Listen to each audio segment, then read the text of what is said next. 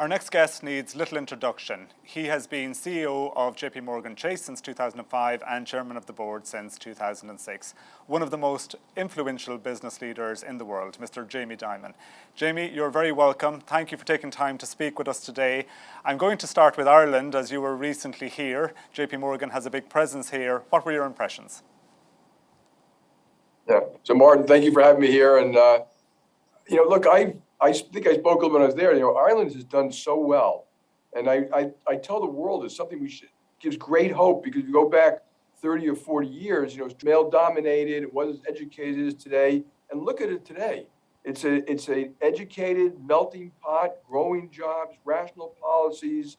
When I met with a lot of the companies there, it's become a tech hub and a tech center, not a tax haven or anything like that. So, and of course, the people, the pubs, it's a beautiful place to visit. Glad to hear it. I'm glad you had a good experience here.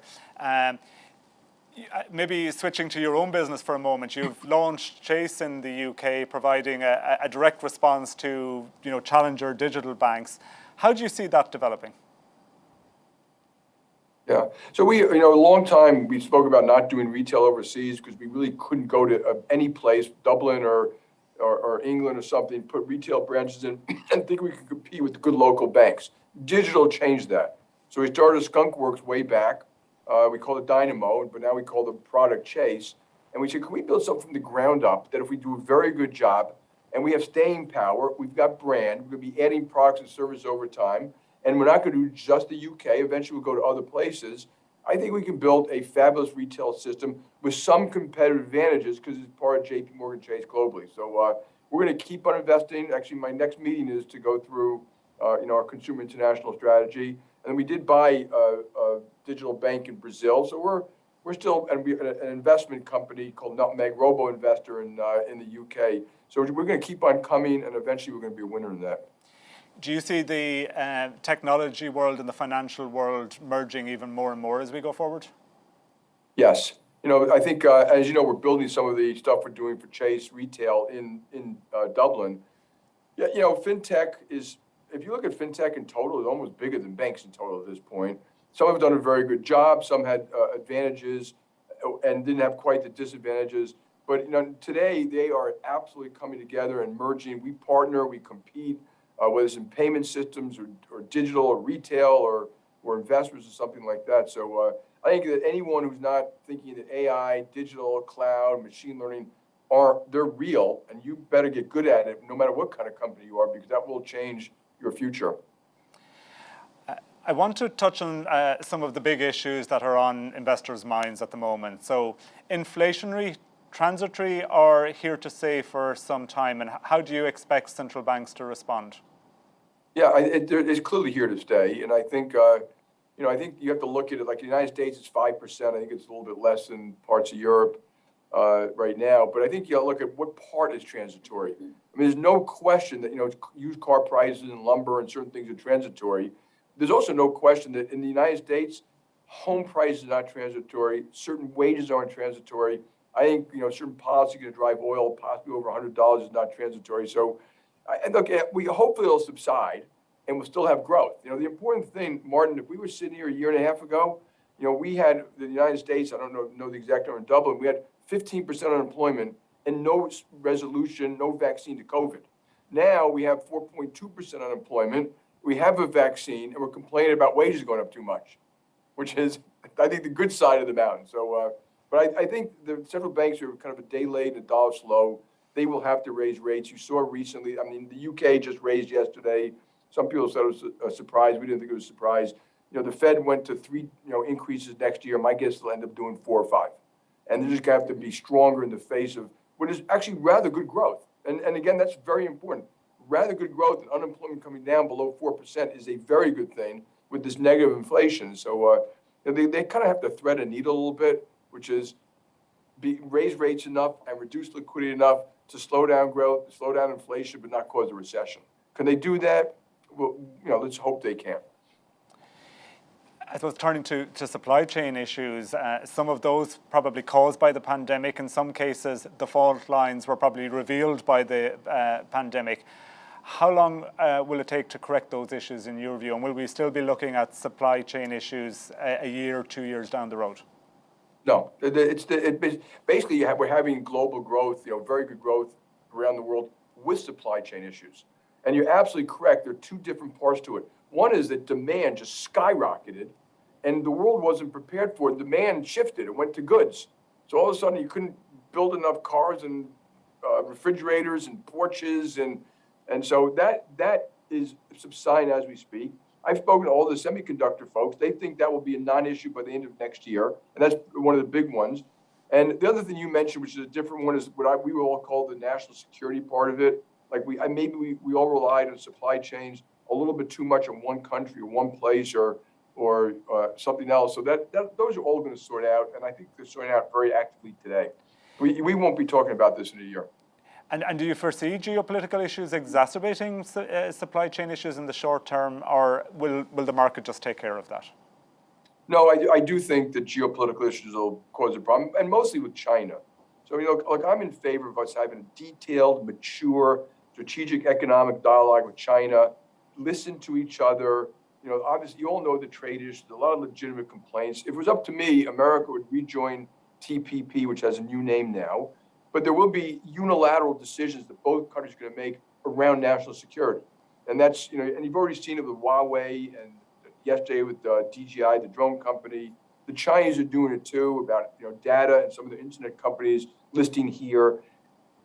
I think it's okay that it happens. It's not going to decouple trade. It'll just, be a fairly large restructuring of what gets done. And then some companies will do it too, that they relied too much on manufacturing in China, and now they're going to, maybe move some of it to Mexico or something.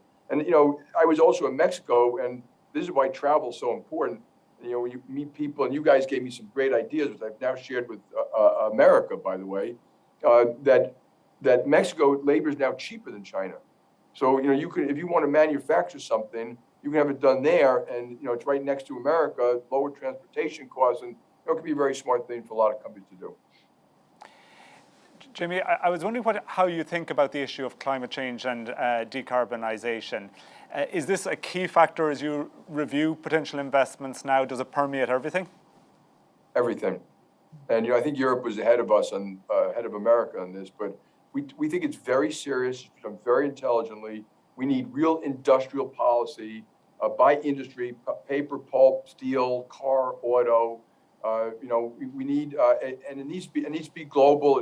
We need a lot of R&D. So I'm hoping that governments and businesses do this very wisely. I'm worried that we won't.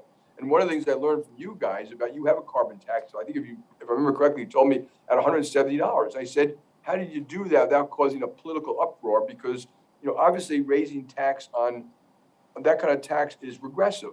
And, none of us want to cause a problem like the yellow jackets or things where it's unfair to lower income individuals, have to drive more or buy more gas or can't afford it less.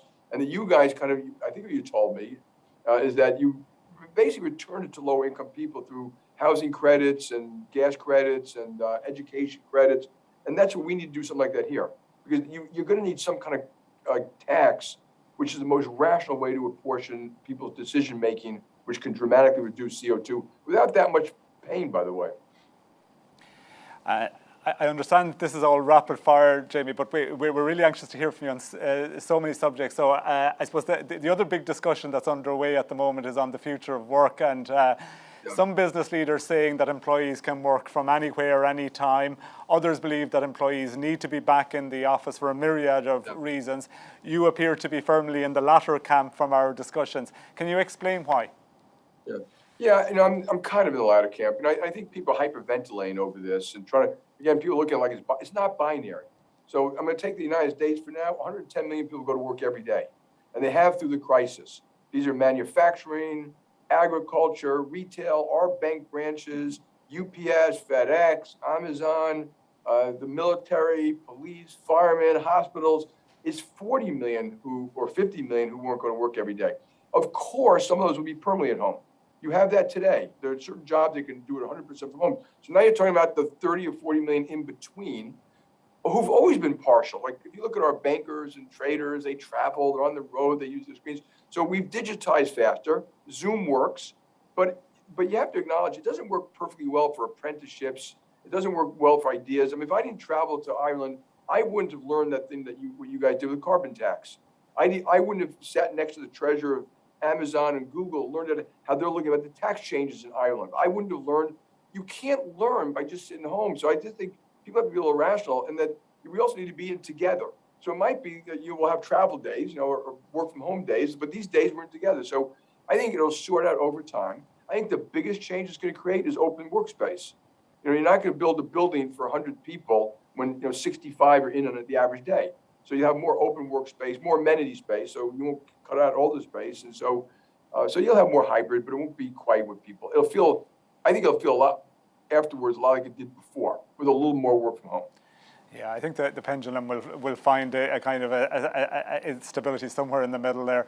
My next question is kind of an omnibus question, and I want to take you back to your chairman's letter in 2020 and the role of corporate citizens and the purpose of a corporation. And really there are two parts to the question. Firstly, I suppose, what do you see as the responsibility of corporations like JP Morgan in public policy development and implementation? And then secondly, maybe to give us your perspective on the US economy and society at the moment, and what is the medium to long-term outlook as you see it, and what will be important for the US from a policy perspective in order to be successful out into the medium term?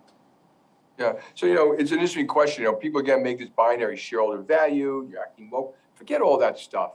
I mean, when I go to Ireland, I want Ireland to respect JP Morgan because we do a good job for you. Because we're there in good times and bad times. It's not all about our profits. We want to be good citizens and train people and have the diversity that you would like us to have and stuff like that. There's nothing wrong with being a citizen of your country.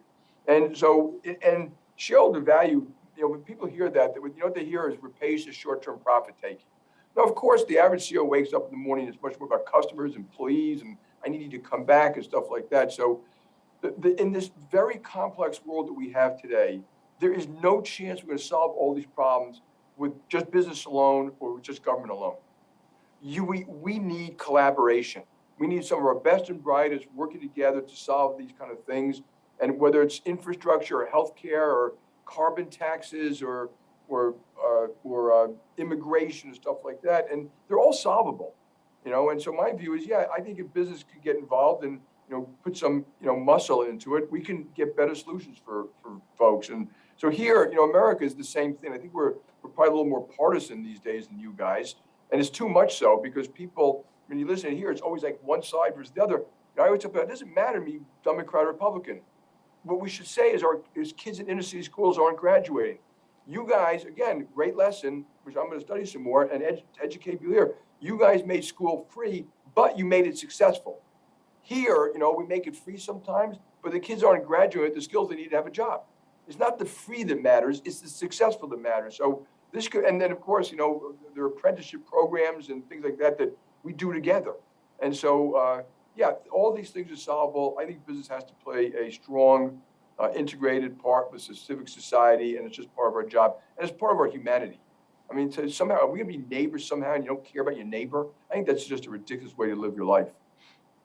Yeah, and I guess corporations aren't going to do it alone. Governments are not going to do it alone, and individual countries or even blocs aren't going to meet many of these challenges on their own. When we look at things like climate change, it will take the entire world to respond to something like that. That's correct. We've got some tough problems, which is anti-nuclear proliferation, climate change, anti-terrorism, having good global growth, income inequality. Yeah, we all are going to have to work together to fix these problems, and globally.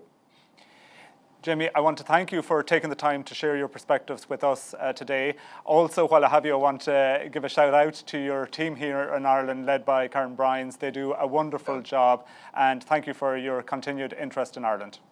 Well, thank you very much. I always enjoy my trips. So Karen's retiring. She did a great job, but we're going to continue to build an island, and thank you for having me, folks. Thank you very much, Jamie. Appreciate it.